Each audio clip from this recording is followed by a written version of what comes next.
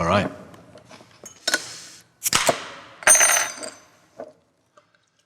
So, Matt, as you've heard me say before, in the beginning, there was bread and there was beer. And, bread kept us healthy and beer brought us together. It made us curious, it made us socialize, it sort of defined us against primitive man. We became the civilization we are today. And I can't think of a better person to be talking to over a beer than you. Cheers. Cheers. I'm serious. When we talk about the brewery, we always talk about the Lion, the Bear, and the Brewmaster. And, it's very definitely a three-legged stool here. You are so central to the vision and the story of Firestone Walker Brewing Company. It just seems probably good to sort of get your perspective. See, I always saw it from a little different perspective, is that, again, the three-legged stool analogy is that each of us had a bit of an expertise coming into this from completely different worlds. Yeah. And they kind of came together at a perfect time. So I don't think that I would have personally been that successful just knowing the art of beer. I had to meet somebody who understood an industry like the wine industry, had understood business, had been around the block, knew this part of the world. So I'm the one who felt blessed in that in that meeting. I haven't seen it that way, but no, you're right. I mean, it's. Let's just say I've known a lot of good brewers. Serendipity is everything, and there was certainly a lot of serendipity in that early meeting. And let's go. It's sort of weird. Let's go back to that early meeting. So the first time I met you, it was sort of weird. We had decided to acquire the old brewery here up in Paso Robles, and at the time it was empty. There was no reason for anybody to be there, and I remember coming up here with the folks who were selling it. And there were chains on the door. We opened the chains, we went in, and there were these shadows running around in the back of the cellars, and it was sort of freaky actually. But we never, I never sort of figured out who those shadows were until I met you 2-3 months later. And the fact is, you were actually sort of looking after the beer while it was sort of, the place was in escrow. You didn't have a job. You just sort of come from Goose Island. You come from the belly of the beast in terms of craft legitimacy. Adam and I were a couple of guys out of the wine business, with just sort of aspirations for a better beer.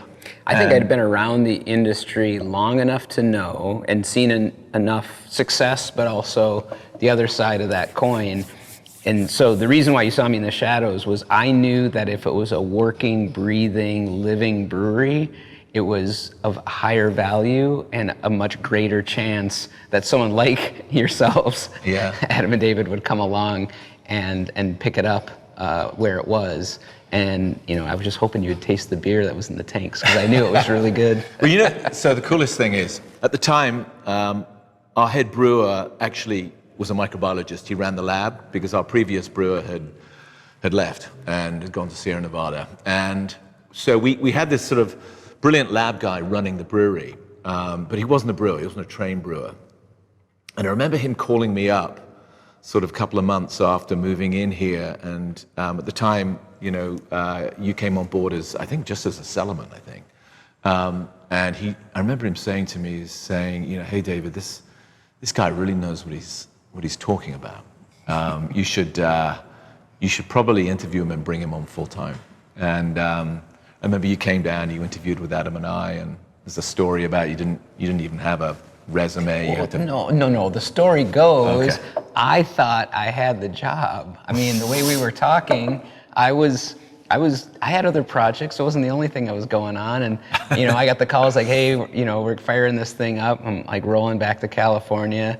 had to catch a couple widespread panic shows in LA on my way. You guys called this meeting. I didn't realize it was an interview.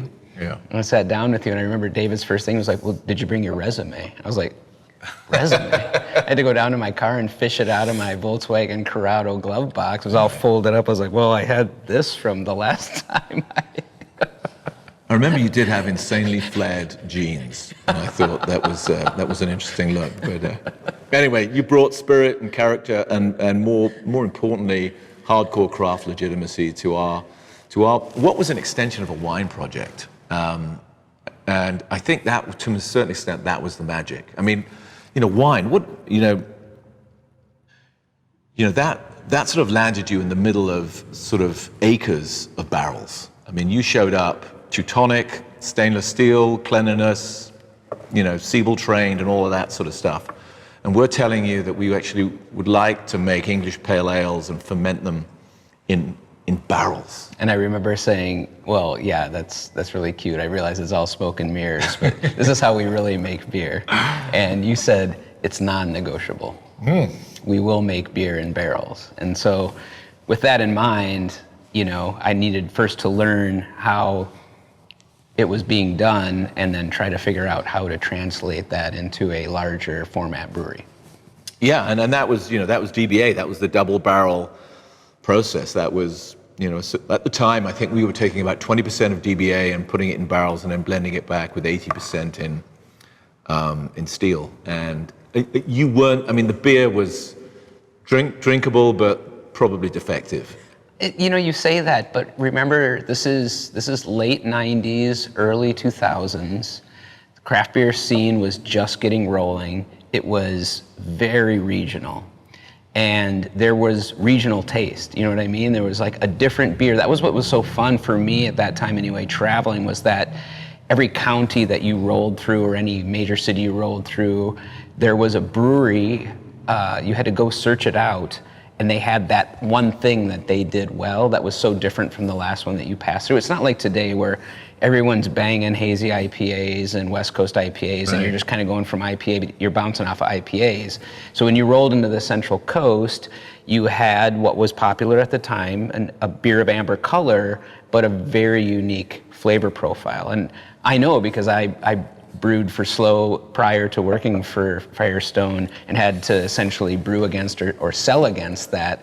And I remember being a little frustrated that was the taste of at least Santa Barbara County, right, and it was creeping into Slow County. It wasn't what we did. Right. Kind of embarrassed to say what Slow Brew did, but anyway, we made an amber ale, but those two beers were not exactly the same. And I do remember in those early days, and I only worked for that company for a year, being a little annoyed that was such a drinkable and more importantly, it was the taste of the Central Coast. It was the beer that everybody was drinking. So, well, actually, in those days, we always used to say that we make balanced, beautiful beers, as opposed to, at the time, Greg and Steve down at Stone. Greg said he was making angry beers, and we were like, I used to say, "You're not worthy." That was the I used to say we couldn't get angry about making beer if we tried. We were so in love with the process. And then you push north up towards Ken and Sierra Nevada and Mendocino and all the North Coast and all those great breweries sort of north of San Francisco, and they were making these incredibly sort of aromatic, hop-forward beers with this sort of gnarly craft yeast that everybody was using. And but you're right, you sort of each, the regions were probably defined by the brewers who were actually making it happen. When I was brewing at Goose Island, we traveled out to the West Coast to try to learn hop-forward beer brewing. So, we would start in the Pacific Northwest and make our down to Sierra Nevada and taste through IPAs, and we brought that home because we had at Goose Honker's Ale, which was oddly very similar to DBA. So we felt like we already had that buttoned down, and we were trying to learn the hoppy beers. But yeah, beer was such a regional and interesting landscape in those days. And it was very malt forward, remember? I remember as a brewer, we would purposely try to make the beers a little sweeter, a little more caramel malt forward. We weren't as concerned about hops, although we were into it. You roll the clocks forward, and now it's every beer we strip the caramel malt out of it, and it's booming hops is somewhat the theme of the day. So things have changed. Yeah, because you were sort of instrumental in formulating Goose IPA, weren't you? Very much so. Yeah, I mean, and that's an epic beer. That's an amazing It's so IPA. funny to think back to those times and how we came upon that formulation and what we were trying to express through it. Because Greg Hall was very much, again, into beers like DBA.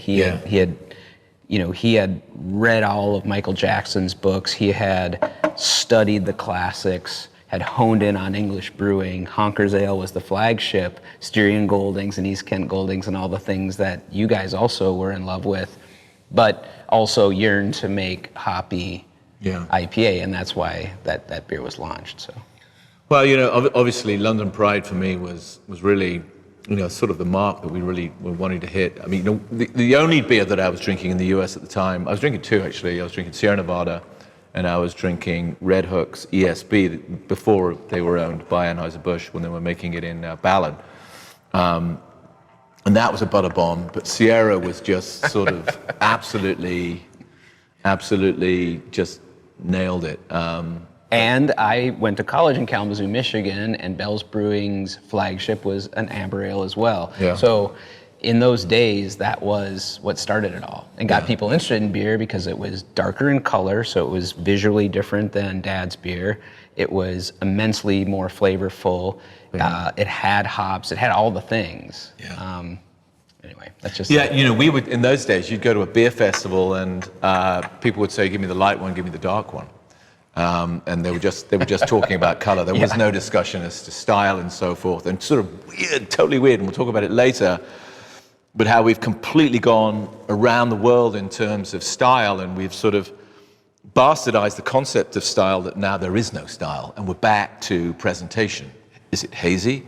Is it sweet? There is no style, so it is great. But I don't want to skip too quickly ahead. So, all right, so, we start up, we get out, we go through this uncomfortable sort of marriage, and then...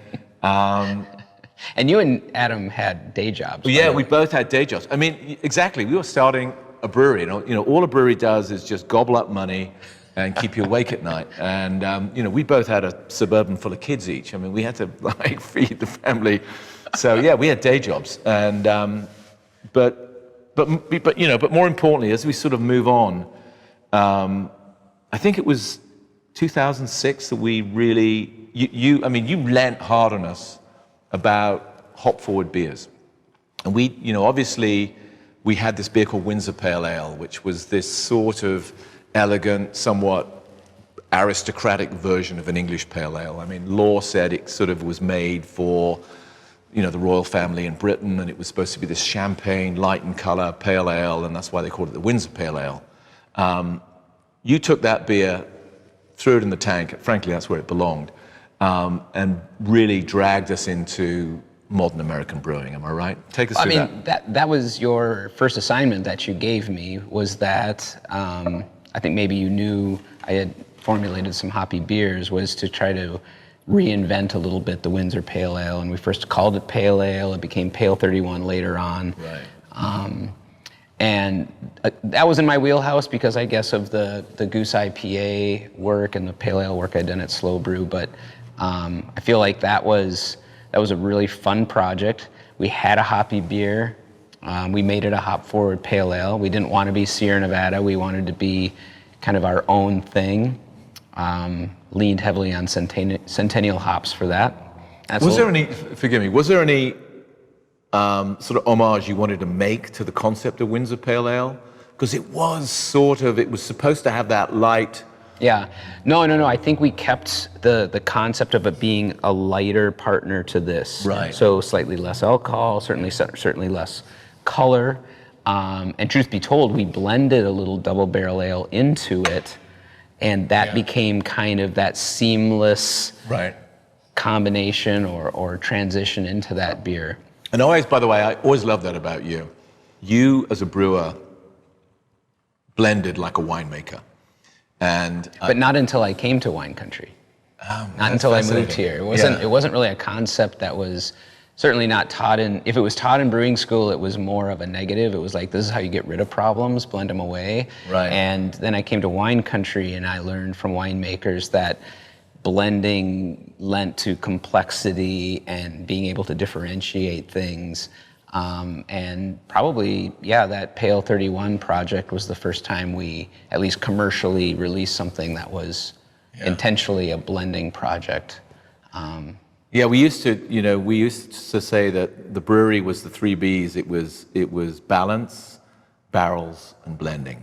And those were the 3 sort of things that distinguished our brewery versus angry beers or sort of Teutonic beers that, were not born out of a blend or anywhere near barrels. Well, and that just reminds me of another point. It was probably just equally as influenced by the fact of the union process was already inherently a blending project. Yeah. Because you took the fermentation, you separated it into wood and stainless, and then you brought it back together. Right. And in the small brewery down on the winery down at Zach Mesa Road, because of space and constraints, you blended directly back to the mother batch, and then you had to live with whatever that flavor combination gave you. Right. And we moved to Paso, we had enough capacity that we could keep the union fermentation separated from the stainless, taste them both as a finished beer, and blend them back exactly to the taste that was what we wanted. I think that was one of the steps towards quality that helped us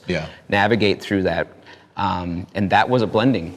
And that was finishing blending versus just throw it together and hope for the best type of... To me, that was a massive issue from the standpoint. Both Adam and I remember sort of a light going off when that happened because our beer was all over the place. I mean, it was drinkable, but it was like, that didn't taste like a DBA, that tasted like something else. And it wasn't until we formalized that process that I think that beer actually became the beer, the beer it is But you today. had put the fear of God into me. I mean, you stared me in the eye and was like, don't screw up my beer. God. And then you send Miguel down. Such and hubris. Every time he'd go to the bright tank and taste it, I'd be like, oh God. And he'd be like, and he'd give me a nod. I'm like, oh, okay, we did it.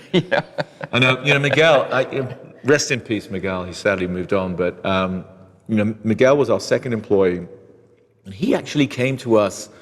He was working on a horse ranch in Santa Ynez Valley, and he was just this brute of a guy.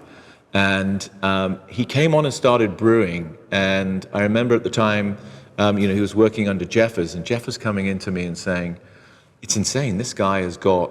And Jeffers was a UC Davis trained brewer. He said, "This guy has just taken it like a duck to water." And I'm not even sure that Miguel actually sort of read any brewing manuals. It was just all natural. It was totally zen, and he brewed DBA for 3 years prior to you getting your hands on it. It was so critical for me in that he was one of the few that came from the old brewery up to Paso. He was the only one. He had done everything. He'd done brewing, he'd done cellaring, he had done the union, he had done packaging. And so he was really a guardian of the original process and someone you could always ask how it was done. And had a good palate too. I mean, he knew when things were right and when they were wrong. So cheers to Miguel. Yeah, chin chin. And I think it probably, to be honest, it probably took you a couple of years to win his confidence. Yes. And you know what? That was the great thing about craft brewing in those days. It was full of misfits. It was full of a bunch of people who said, okay, I want to work as a craft brewer, but they all had opinions. They sort of had a reflex against the man. So the concept of sort of working in a team was difficult. And in those early days, we spent most of our time sort of dealing with these characters. I mean, we were those characters. But I always appreciated the fact that, you'd hang out with a bunch of brewers that, you all connected on beer, and then we started to learn their backgrounds. They weren't just the typical, it was always a strange story. I was going to be a rocket scientist. I got through college, and you're like, what? Those stories. I started playing with yeast, like, home brewed. It's like, okay, there goes 200 grams worth of medical education. So, all right. So, early days. So now we move into. Now you drag us into Pale 31, which ends up being the most awarded beer, American beer, on the world stage, I think of all time. I mean, it won gold medal at the World Beer Cup 4 times, and you were anointed best mid-sized brewer in the world 4 times in a period of about 6 years. Am I right? Something like that, yeah. And what it did, it was, breweries are usually, getting awards, getting points, like in the wine business, doesn't really impact breweries, but for some reason that was so overwhelmingly strong endorsement of what we were doing, it broke through. And that became an international sensation. I mean, our brewery at that point became an international sensation. I can still wander into bars in bloody Stockholm and, I'll get a free beer. And that was the beer, I think, that really, I mean, it was extraordinary. I mean, did you know that when you were putting it together? Oh, not when we were putting it together, but, I would have to say it was fun. I think, there's many moments, but there's one where we were sitting at a dinner at one of the beer conferences in Germany, and Narcissus, who is he was the professor from Weinstefan that we all wished we could meet, that you would read his papers if they were translated in English, and it was like, it was like gospel. Like he was the brewmaster you always wanted to meet. And I got sat next to him at a table one time, and I'm just like giddy with excitement. And he was an older gentleman at the time, so I tapped him on the shoulder and I said, "Sir, is there anything I can get you?" And with a gleam in his eye, he looked at me, he's like, "Yes, I was waiting for you to ask. I was hoping you could bring me a Pale 31. And at that point, I was like, "You can kill me." That's brilliant. Yeah, I mean, it was extraordinary. I mean, we had never, we'd never sought the limelight as a brewery in that way, but it was just sort of, it was like, I suppose we were anointed to a certain extent through your, forgive me, your brilliance, and we were sort of off to the races at that point as a brewery that was helping define modern American brewing. Mm-hmm. And I think, to me, that's when it all changed. That's sort of when we sort of went from having a sort of an artisanal, almost like an estate winery view of the world. When Adam and I started the brewery, it was just, we had very humble aspirations. We just wanted to, just make some great beer. But we didn't think that we were ever going to be part of defining modern American brewing. And it was that beer, that was sort of an inflection point. And then actually the pressure was on. Then everybody's looking to you as like, what's the next beer? And as I like to say, it was a little bit of be careful what you wish for. Yeah. I mean, the cat was out of the bag. So what followed next? It was Union Jack, wasn't it? Yeah, yeah. And that was the beer you always wanted to make. Yeah, and I didn't blame you as much as Adam for the fact that we were delayed for so long, because I would say, what about IPA? And he'd be like, no, we're going to make very few beers very well. Everybody else is making this IPA stuff. Right. I wasn't sure if it was he just didn't like IPAs, or he just, or if this was really part of the strategy. So I patiently waited. Part of the strategy is, I mean, we went through this period of, we had this mission called Passion for the Pale. We thought that the Pale 31 was so extraordinary that why would we fragment what was going on there? But never mind that we were brewing in the shadow of Ken Grossman making pale ale. I know, exactly. Out of Chico, California. Yeah, well, that would forever define American pale ale. Beer I was drinking. Yeah, no, I get it. Well, all I'm saying is I'm giving you a little bit of I totally perspective get it. on where we were coming from. We just felt, just keep it simple. But, that wasn't the nature of American craft beer. It was all about innovation, curiosity, experimentation, broadening the palate, entangling consumers, and you just weren't going to do that with one song.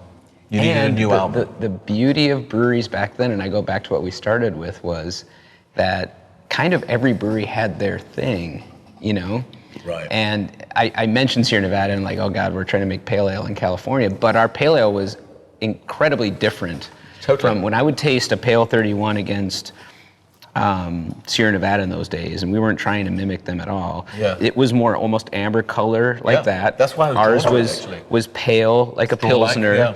It was dry like a Pilsner's. Theirs had caramel malt still. Yeah. We dry hopped. They didn't. So, Yeah. we were very mindful not to step on their toes, and we were making a very different beer, even though we called it pale. Right. In my mind, it was a mini IPA. It was Yeah. almost like a session IPA before session IPAs existed. I think that's why it did so well in competition, because it was bright and cheerful. But back to the IPA story, when you guys finally said it's go time, we'd done our homework. We were ready to rock and roll, and Pliny already existed, so we knew that flavor profile. Two Heart had already existed. We knew that profile. They're our best friends, so we already knew the recipes. Yeah.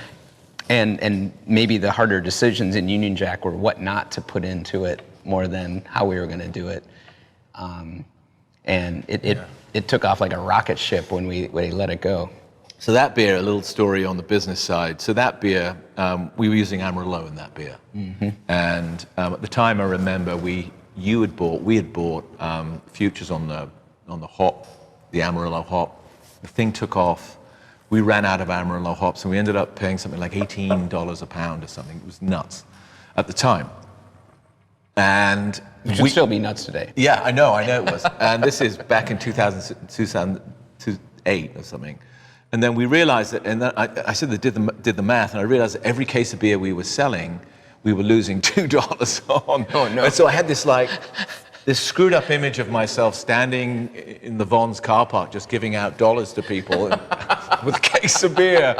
But what happened is, there was this real issue with getting hops at the time, and I remember at that point we broke another barrier whereby we went to the hop growers directly as a brewery. Yeah. And that's when we met the likes of Bud Hollingbury, and we sat down and said, look, can we just come direct to you? Going through this sort of complex commodity broker system is just not working for us. It's killing us. And he just bought some old-fashioned. I think he really admired the artisanal momentum of craft beer. He could see it was real. He just wanted to root for the good guys, and that was the beginning, I think, of. Obviously, the likes of Ken and probably Fritz Maytag at Anchor Steam, they probably had already done it, but it was unheard of for breweries of our size to go to the hop growers directly and say, help us. Yeah. And he helped us sign those first direct to grower contracts, which forced us to go up to Yakima and spend a bunch of time with farmers and to really learn that business. And it was another major point for us. Yeah. No, it's great stories. Okay, so we're plowing into Union Jack.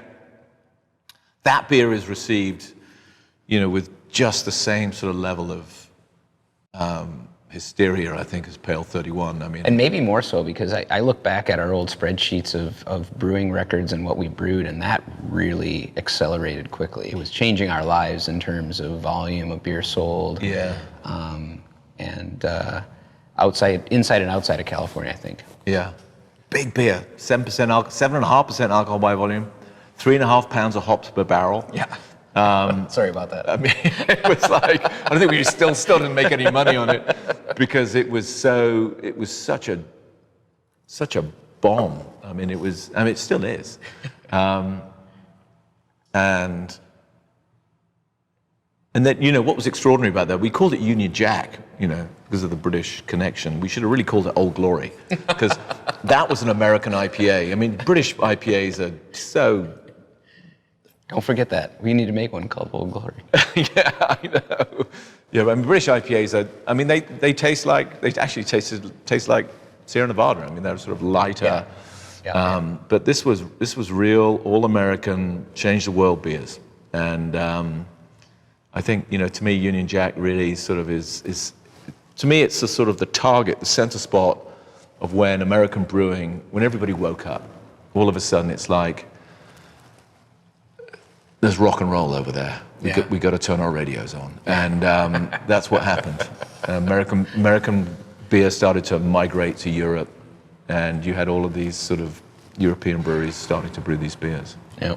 All right, so I could talk endlessly about the good old days. Now we're in the thick of it. Like I said earlier, be careful what you wish for.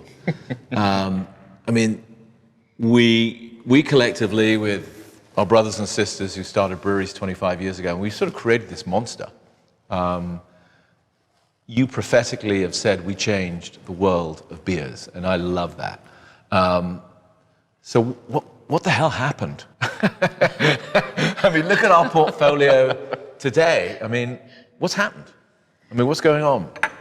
The only way I can say it is that times change. As much as we love the original core beers that we made, it's somewhat our duty, and it's part of the job, is just continuing to plot forward. And I think an interesting piece, and I'm not saying we've mastered it, but it's something that we're very cognizant of, is this balance between staying true to our roots, staying true to our brewing morals, but then also forging forward on innovation and weaving into innovation in and at the right pace. Because I think what you and I are experiencing now, and have for, gosh, it's hard to say when it started exactly. Maybe IPA is what started all this mess. And then we marched into hazy IPAs, and then everything got weird and blew up. Is that the consumer is expecting a lot of innovation and a lot of things new, even out of breweries like Firestone Walker. And so I think internally we work really hard to stay up on trends. And I think that's kind of in our nature. We like to go to the conferences, we like to taste beer, we go to the events. So it's just trying to decide what works for us and what can be weaved into it all. And I feel like you've been really good as standing guard on some of that, because I'm always surprised at times. I'm going to use 805 Cerveza as an example. I was thinking of being almost maybe too much of a traditionalist and brewing that light lager that I thought paired well with the California lifestyle. And you said, nope, it needs to have something. And I really believe you were saying it needed to have something a little more craft than, that South of the Border lager that maybe I was thinking about making. And we keep weaving innovation in. Yeah. And sometimes it's hard when you're behind the lines in a brewery and you're more out there in the world to know how these things are rolling and how quickly we need to react. And I think that's been something that's been front of mind most recently. I think part of it is a little bit of, you have to listen to this notion of, this is my father's beer. And, this beer, there's a lot of people who drink our beers today where this was their father's beer. Mm-hmm. And nobody wants their father's beer. It's like, that's just the way it goes. So there is a little bit of, you want a beer of your generation. And the great thing about small American brewers, and I'm actually separating them from this concept of craft, and we can talk about this in a second, is, what does craft mean?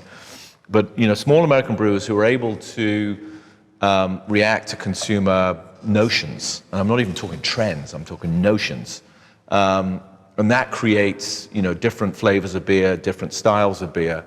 I think the very fact that there's a sort of 10,000 breweries in America that are within 15 to 20 miles of any community, there's sort of these sort of sensors that are picking up consumer ideas and feeding them back. And I think without those breweries, we'd have a much more monolithic flavor profile, perhaps like you have in Germany. But because it's so wild, I think it's sort of amplified by, we've got all of these, all of the folks who followed you, who are just out there experimenting. And it's difficult. It's very difficult to run a mid-sized brewery where you're constantly having to sort of really be nimble and change to flavor profiles. You feel pulled on both ends. Yeah, to hold tradition, right, but still forge forward on innovation while keeping your morals about you. I'd like to say that we've innovated from the first. The very fact that we're a craft brewery, and and not a pizza joint means we've innovated. You know, I mean, when we started our brewery, people weren't starting breweries.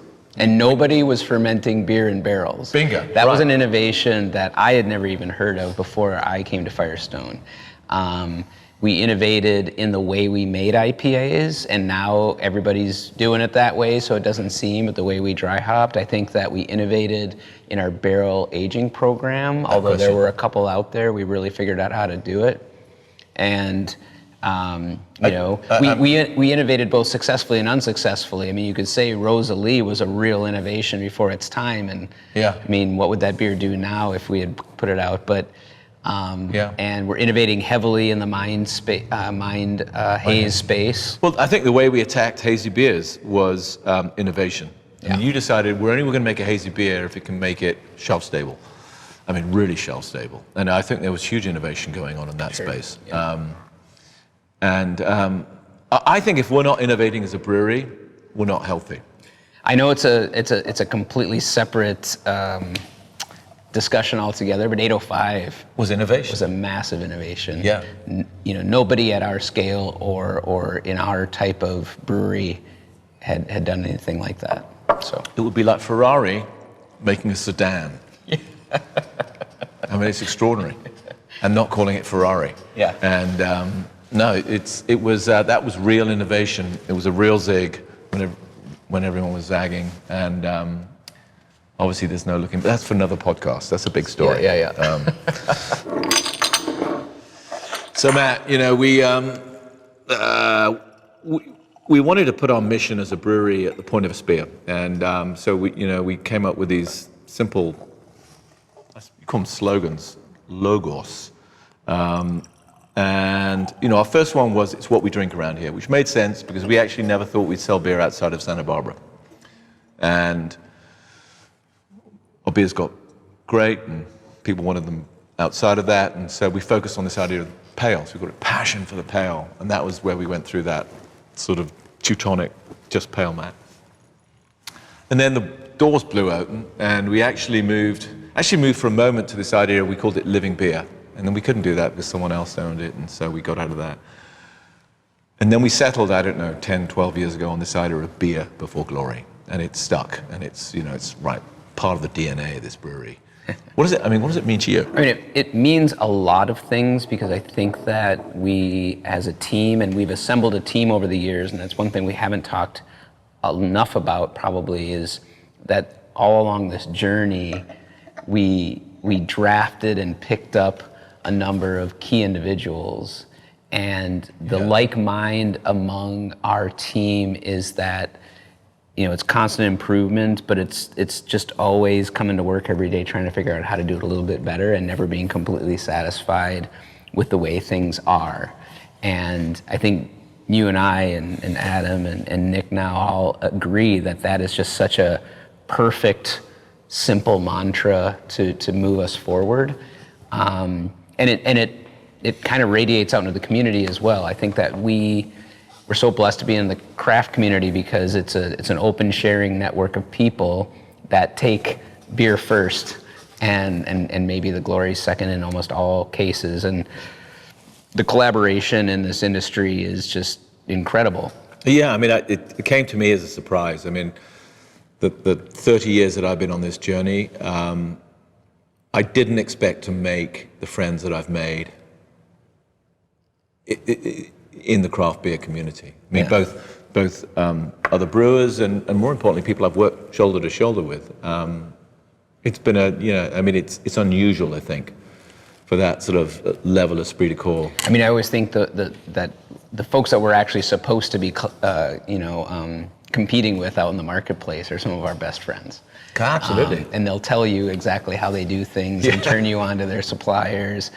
And, when I think about the Brewmasters Collective and the club that we've created and the beers that we make within that, we really focused in over the last 5 years on collaborations, because here's a perfect opportunity to share with friends. It's maybe a great excuse to bring them to your brewery or visit their brewery, and make these exceptional beers. And in this particular case, these aren't just simple beers. They oftentimes take a year to make or more. Yeah. They're very complicated. They sit in barrel for a long time. And coming full circle to the Beer for Glory concept is I think a perfect example of that in practice. Yeah. We come together. Now we've gotten to the point where we want them to bring the recipe to us so that we can actually impart their DNA into the program. And then obviously you can't blow those beers up and they don't go to the wide audience that, the 805s and the Union Jacks of the world go to. They're something that we can share with a very select few of folks. But most importantly, you and I can crack one of these and be like, I remember when we sat down with these folks, and that was a fun experience. And I think one of the great things about local brewing is, people can't help but love the sort of artisanal, proprietorial ambition and hard work and sort of personal stamp that people put on proprietorial enterprises like breweries. And so communities support them. They're sort of drawn to them. And I always say that sort of the fidelity of the relationship between a local brewery and a local consumer is just unimpeded. You can't get between it because it's also local. And that's the thing that 10,000 breweries in America have done. They've created this passion that exists between local folks and local brewers. I mean, it's like your local baker, your local dairy, your local coffee shop, and now brewers are part of that program. Mm-hmm. 30, 40 years ago, they weren't. Your brewers were brewed in one place, middle of the country, and you were entangled in some brand message that might be, whatever it was. Now there's so much more dimension to your relationship you have to beer, and you could say that the communities that those breweries are creating are strong, as well as obviously the community that is craft beer. Yeah. It's a super cool thing. And we talk about the ebbs and flows of the beer business and the high times and the low times, but it's such a timeless art form. I mean, beer has been with us since the dawn of man, just like bread, as you mentioned before. And it's I'm always so rest assured that we've landed in this business that like making bread, like everything else, it's going to be here for forever. And the thing we just need to be mindful of is we don't burn any bridges. We continue to try to make better beer, and we're always thinking about just how to do it better and what's our favorite beer. Right. And this is actually one of my morbid curiosities when I travel is I always want to go find where the brewery is in the town. Sometimes it's still there. Sometimes it's a bunch of office buildings. Sometimes it's an artisanal center. But every community has a brewery. And I like to sort of try to fumble through their stories. And, breweries last as long as there's life in them. And, if you have 2-3 generations that are working on a brewery, the brewery will last 2-3 generations. If the brewery only lasts as long as one individual, one collective, then it only lasts that long. And, but they're embedded in communities all over the world. Beer, as I said, beer is enduring. Beers come and go. I think as long as we're engaged, the team's engaged, our little brewery is doing what it does, our brewery will be super enduring. So, Matt, I always boast that you're one of the pioneers of barrel aging. I mean, I know we brought you into a brewery that was surrounded by barrels, but we weren't aging, we were fermenting. And then all of a sudden, sort of full, not full, but sort of strong spirit barrels started arriving at the brewery in the back of a horse trailer from this guy from Kentucky, crazy guy. And these infected barrels that had no beer started rolling into the breezeway between the bottling line and the kegging line. And both Adam and I were just sort of incredulous, what the hell's going on? But this was always part of your plan. I mean, this is something that you had been working on for years. Well, I mean, there's two things. When I first came to the brewery and I finally, wrestled down and understood what the union process that you had created, I really embraced it. And I decided that I didn't want to do a barrel aging program because I had come from Goose Island. They were the pioneer with Bourbon County Stout. I didn't want to step on Greg's toes. And I had fumbled into a brewery that already had its own barrel system. And remember, there were times when we fermented Pale 31 in the Union, DBA Always, Yeah.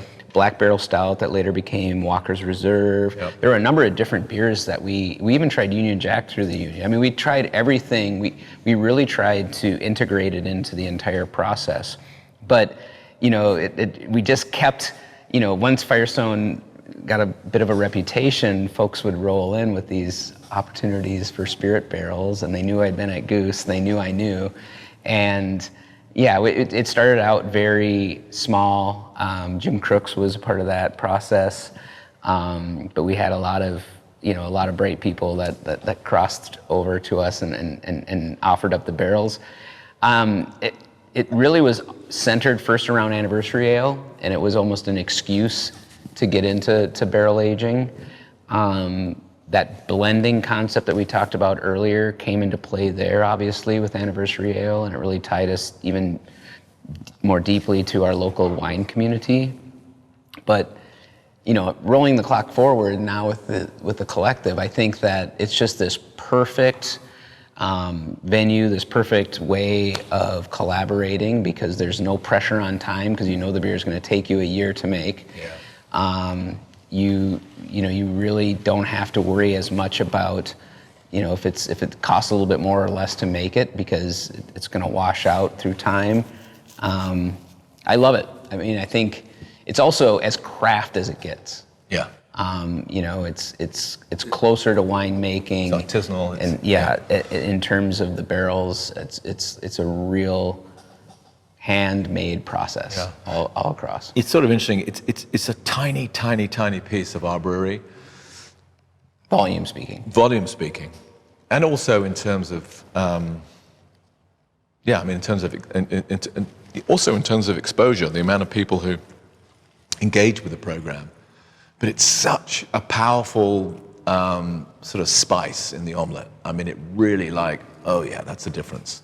And I think it's very important that it's right at the center of what we do. Yep. Because it speaks very much to our provenance of who we are. But it also anchors us to the sort of honesty of the future for us. I mean, I think programs like this, if they disappear, it really sort of removes us from our roots, and this really speaks to our roots. Well, I mean, I have to thank you, Adam, and everyone, Heather and Austin in the accounting department, because I know there's been times when you've looked at these programs and you go, why are we doing this? And then you taste the beers and then you go, that's why, and we've continued to nurture it. It has this beautiful hall now, and it's, I think, forever going to be a part of Firestone. I don't know how it could not. No, I totally agree. Yeah, I mean, it's funny you bring up accounting. I mean, the fact is, we get so wrapped up in the numbers. You have to. I mean, we're not a giant public company. We're a mortal, bootstrapped enterprise. But this program really sort of speaks to who we are as a brewery, to what we've done. It's sort of the heartbeat of the journey we're on, and so it sort of rises above all that, and it's part of what we've created. It's part of what you've created. It's what will be ultimately our legacy, and you can't really put a price on that. And it brings a lot of joy to a lot of people, obviously, and right at the heart of the brewery at all levels. I've traveled enough abroad, and when you go to Europe, especially, where there's these multi-generational breweries, I feel like you can tell the breweries that are still owned by the people that are passionate about the product that they make versus the new ownership that might not quite completely get it. And the difference typically is something, they might not have a barrel program, but there's something in that brewery that they're doing that an accountant would never necessarily approve of, but at the end of the day makes something so beautiful. That could be an open fermenter at a Hefeweizen brewery in Franconia. That could be a barrel program in some cave in the Czech Republic that somebody's forgotten about. And that's how I feel about this program. I think it's something that we were relatively methodical in allowing it in. And then once it took root, it's there forever, as long as the spirit of the brewery remains. Yeah, no, I'd agree. I would agree. And in some ways, it speaks to beer itself. It speaks to the fact that, not wishing to flog a dead horse here, but beer is enduring. And as long as all of the chemistry around it, from people to the beer itself to the consumers, and everybody's engaged, it just sort of feeds on itself. It creates this excitement, and it's what we're enjoying at the moment. And the future, I have no idea what the future holds in terms of the beers that we're going to be making. All I know is they'll be incredibly different to what they are today, but they'll still be really, really interesting beers. I mean, I think obviously quality is right at the front of it, but they'll be innovative, they'll be flavorful, and they'll be stimulating consumers in ways that our beer has always done. And that in itself is a legacy, the fact that we changed the world of beer. Cheers to that, David. Cheers.